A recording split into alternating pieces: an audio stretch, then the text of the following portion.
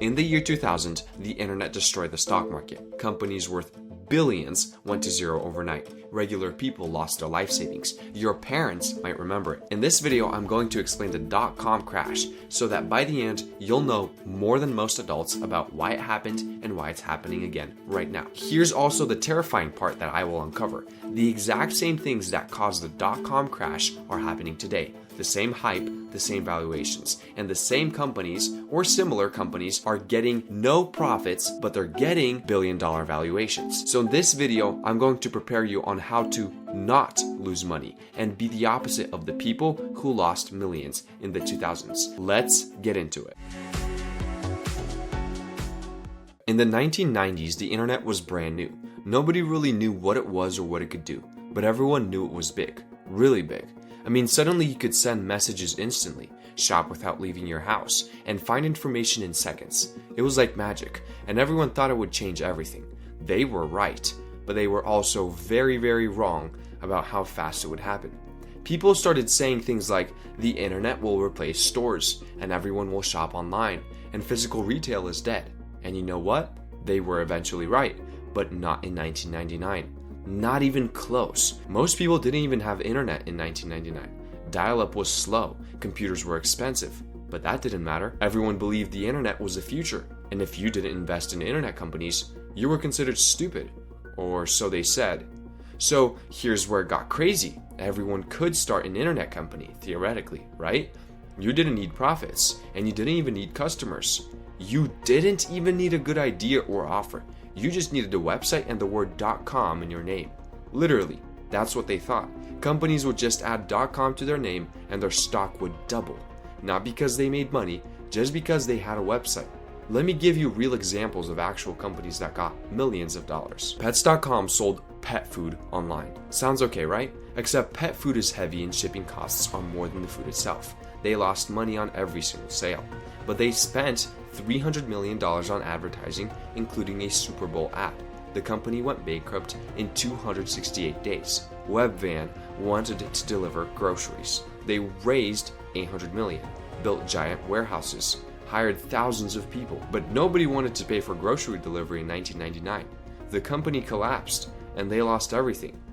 eToys was supposed to replace Toys R Us, and they went from an $8 billion valuation to bankrupt in less than 2 years. The companies that I just listed all thought that if they just add a .com, their stock would explode and they would make a ton of money. Well, look at where they're now. These weren't small companies. They were billion-dollar companies with Super Bowl ads and with famous investors, with thousands of employees, and they all had one thing in common.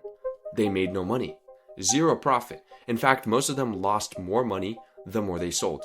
But nobody seemed to care because it was all the internet. And the internet was the future. So here's how people justify the insanity. They invented new metrics, new ways to measure success. Forget profits, that's old thinking. The new thinking? Eyeballs, page views, visitors, growth. It didn't matter if you made money. What mattered was how many people visited your website. Because eventually, somehow, some way, those eyeballs would turn into dollars. And companies would say, we have 10 million visitors a month.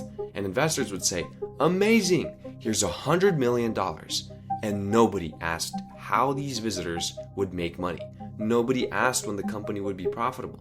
Nobody asked basic business questions, because asking questions meant you didn't understand the internet. You were old, outdated, behind the times. The new rule was simple: grow fast, get big, figure out profits later. Except most companies never figured out profits, ever. The hype was absolutely everywhere. On TV, in newspapers, at dinner parties. Everyone was talking about internet stocks, and everyone was making money. Or so it seemed. Your neighbor bought some internet stock for $10. Next month it was $50. Next month $100. He quit his job. I mean, why work when stocks can go up 10 times in a single year? College kids dropped out to start internet companies. They'd get funded by venture capitalists for millions of dollars. Then take the company public, make billions on paper at 22 years old, and people remortgaged their houses to buy internet stocks. I mean, they quit stable jobs to work at .coms for stock options. Doctors, lawyers, teachers, absolutely everyone, all diving into the internet gold rush. absolute insanity. Day trading became a job and people would sit at home clicking buttons, buying and selling stocks. They were making thousands per day, or so they thought. The stock market, specifically the NASDAQ, where tech stocks traded, went from 1,000 in 1995 to 5,000 in March 2000. That's a 5x in 5 years. It was complete madness. But here is where something started happening under the surface. Some of these internet companies started running out of money. Remember, they weren't making profits, they were burning through cash, and they needed to keep raising more money to survive. But by late 1999, early 2000s, investors started asking harder questions. When will you be profitable? And companies, well, they didn't have good answers. Pets.com collapsed in November 2000. Webvan collapsed in July 2001. eToys collapsed in March of 2001. One by one, the companies with no profits and no plan started dying. And when they died, their stock went to zero. Not down 50%, not down 80%, zero, gone. And if you own stock in these companies, you lost everything. And it happened fast. Billion-dollar companies disappeared in months. And here is where the dominoes started really falling. Because now people realized maybe the internet wasn't magical. Maybe profits actually mattered. Maybe paying 500 times sales for a company is insane. People started selling. And when people started selling, stocks started dropping. And when stocks started dropping, more people panicked and sold. It became a cascade. The NASDAQ peaked at 5,048 in March 2000.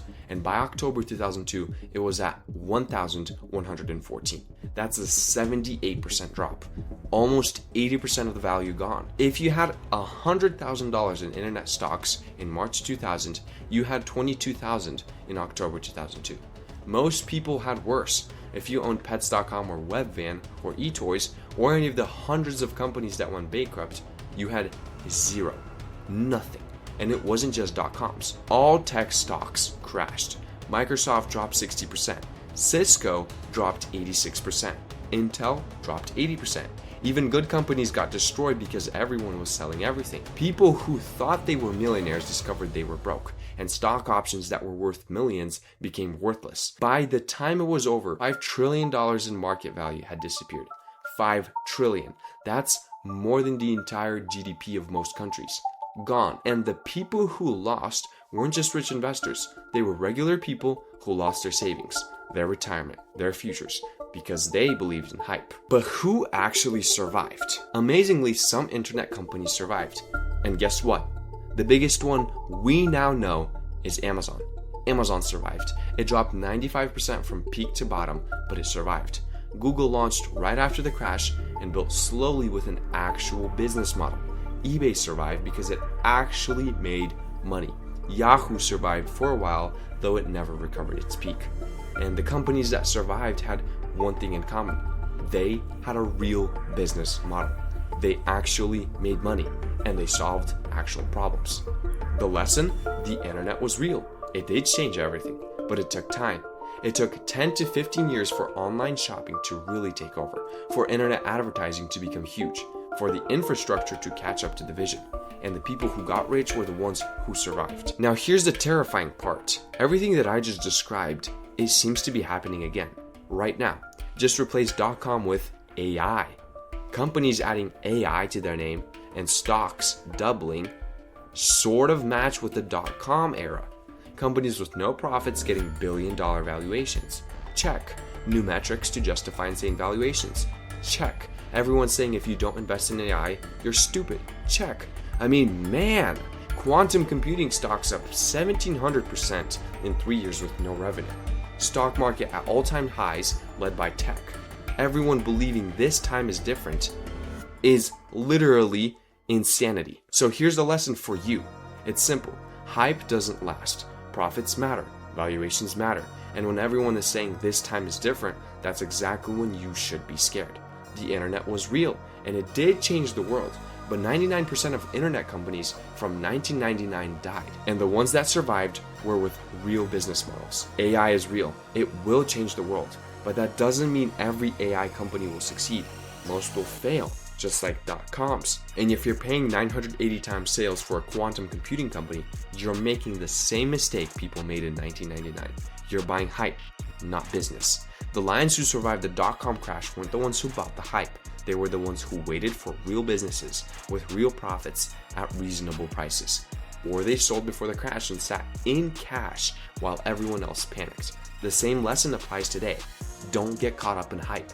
Don't believe that this time it's different. Subscribe to Lion Finance, where we learn from history so you don't repeat it.